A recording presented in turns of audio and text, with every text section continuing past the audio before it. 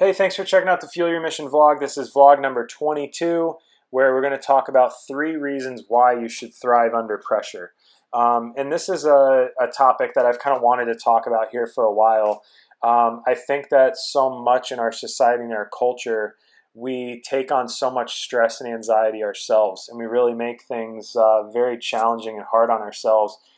Sometimes we need to, obviously, like sometimes that's the responsibility really kicking in where we know what we need to do and we figure out how to get there, and we do perform well under stress and under pressure.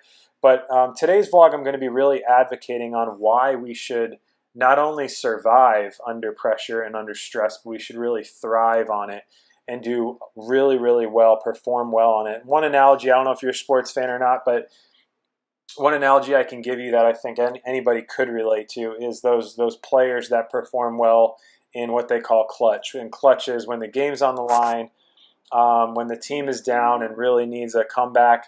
These are the players that really thrive under those circumstances and perform well. And as a fan, everyone loves that player. Everyone loves a player that can be counted on to get the game-winning hit or hit the game-winning three-pointer. Or that goal that's going to send the game into overtime or win the game.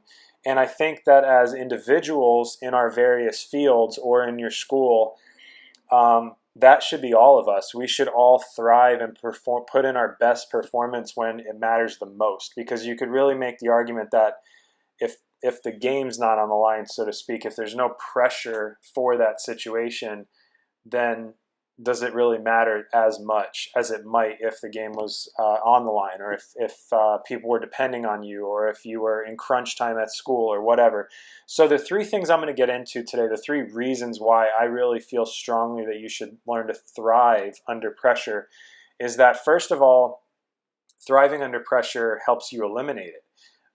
So think about how in dieting and exercise, if you're watching your weight, just merely watching your weight helps you eliminate your weight. It helps you really take note of different things that you're putting in your body and the way that you're treating your body and the foods that you're eating, and it really helps you get focused and dial in so that you can lose the weight that you want to. Same goes for studying for an exam or a test, or taking a course that you want to finish or something like that. The more you focus on it and the more you put in the time and the effort, the better you're going to perform when that test actually comes. So again, first, thriving under pressure helps you eliminate it. The better you perform in crunch situations, the less stress you're going to have in crunch times and in pressure situations. So really give that some thought. Think about that. The second way to thrive under pressure, the second reason you should thrive under pressure is that it will help you expect it. Stress and anxiety and pressure is a part of life. If you're a 19 or 20-year-old and you're watching this and you're thinking about how stressful the exam is that you have tomorrow, or the fact that you're in your final semester and your family's counting on you to graduate, or maybe you need to pull one more good grade out of the hat in order to keep you on track for graduation, that's going to be the rest of your life. Obviously, there's some exceptions where maybe if you choose to have a path where you can certainly do things to de-stress your life and make some life choices, but I would say that that's probably almost non-existent. Part of life and part of maturity and becoming an adult is going to be dealing with that stress and pressure. So I think because learning to thrive under pressure, it will help you expect it more often, and then the circle keeps going. You can kind of follow my drift there, where the more we're able to expect and anticipate that stress, the better we are at combating it, and it just helps us overall deal with stress and anxiety in our lives and in our careers better. And then lastly, I would say a little bit more geared towards performance is that pressure is necessary to help us reach the accomplishments that we want. So I don't know about you, but I've done a mini case study of my own life and how I perform and how I get the best performance out of my work. And it is always when I have deadlines to hit.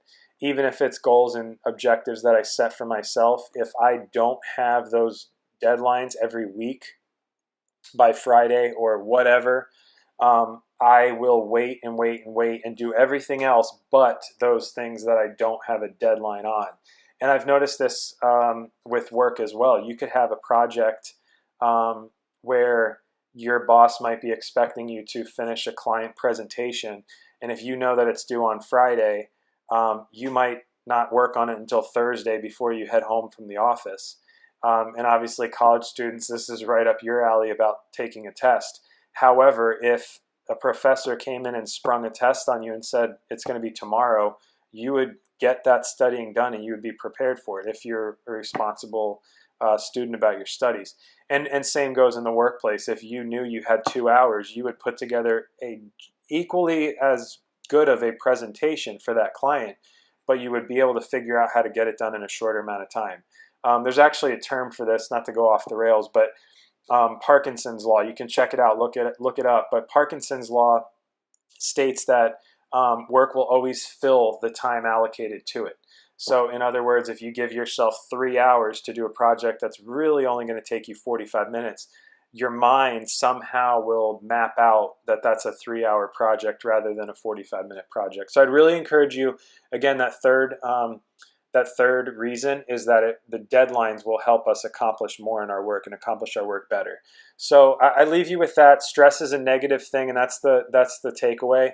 Stress is a negative thing, but if we can learn to thrive under pressure, we will perform better in every aspect of our life and career. So I'll leave you with that. Thank you very much for checking out the vlog here today. Please subscribe to the channel and leave your feedback as always. I appreciate it. Thanks, and have a great day.